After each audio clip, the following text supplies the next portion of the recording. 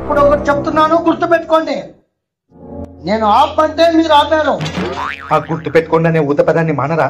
మానను, అది నా అలవాటు.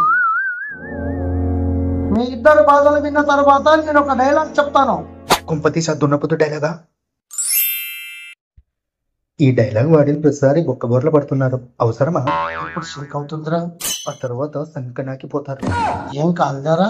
సరే మీ ఇష్టం, మిమ్మల్ని ఎవడు బాగు చేయలేరు. ఇప్పుడు మీకు ఒకటి చెప్తున్నాను, బాగా గుర్తు పెట్టుకోండి. పాలు ఆవుకే పిసగల, దున్నుపోతు పిస్తే వస్తాయా? అలాగే లేని వాడిని డబ్బు ఇవ్వు ఇవ్వు అంటే ఎక్కడి నుంచి ఇస్తాడు? అలాగే పాలిచ్చే ఆవుకు కూడా మేత వేయకపోవడం కూడా అంతే అన్యాయం అవుతుంది.